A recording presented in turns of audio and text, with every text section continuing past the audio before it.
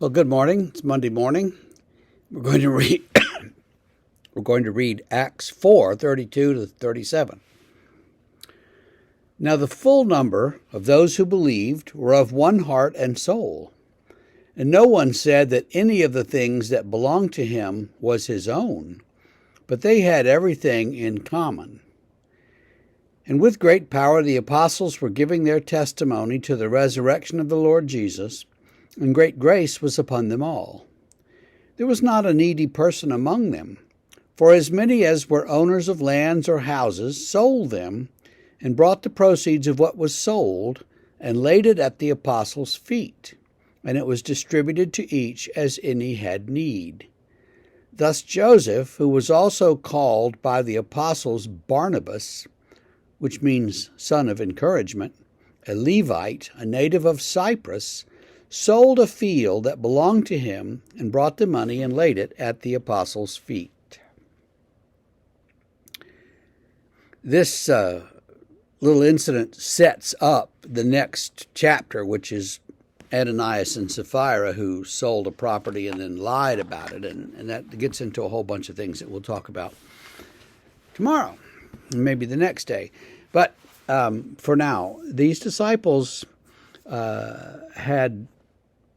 had all things in common, it says. Now, there's been a lot of ink spilled about godless communism.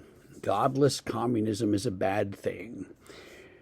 Yes, it was. But this kind of communism was a good thing. They sold things that they didn't need, or maybe some that they needed, but they sold things and they brought the money and they put it in a common pot. And then everybody could use that money as they needed it. So no one would go hungry. No one would go without shelter or warmth.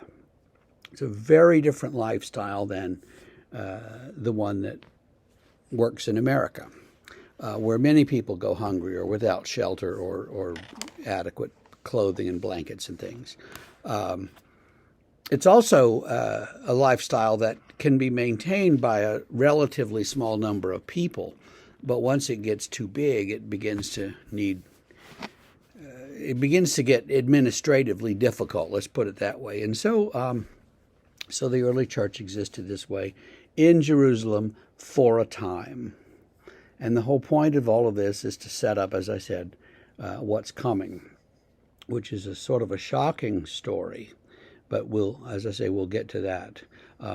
For now, though, we have this Barnabas. Now, Paul and Silas and Barnabas are frequently travelers later in the book of Acts. And Barnabas is a companion of Paul, co-worker with Paul. And Barnabas is, as we saw, sort of a nickname. It means son of encouragement.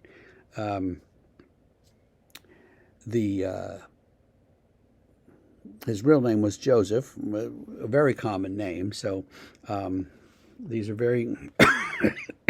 you have a name like Joseph, where everybody's named Joseph. Then you have to have a nickname to distinguish you from all the other Josephs, and so he's Joseph Barnabas, or just Barnabas, and that's how we remember him. But he sells a field and brings the proceeds to Peter and the others. And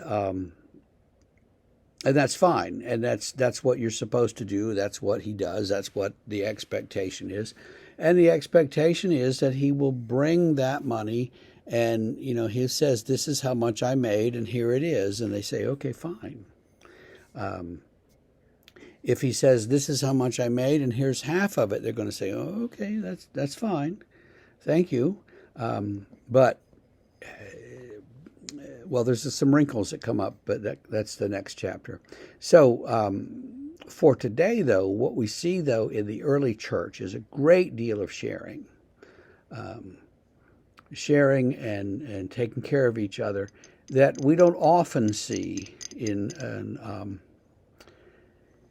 local congregations. I had a man, I was helping him with some stuff, and we helped him with a couple of projects at his house about a couple of years ago.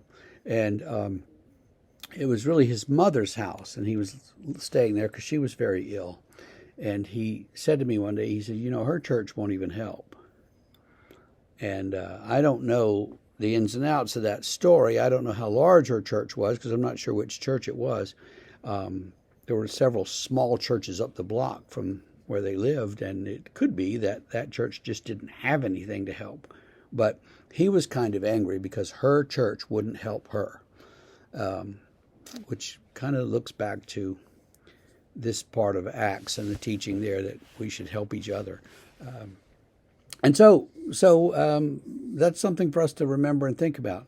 I don't know of any church in that I've served that would refuse to help somebody, though there might be some strings and issues attached to certain kinds of help for certain people. So we just have to see how that goes.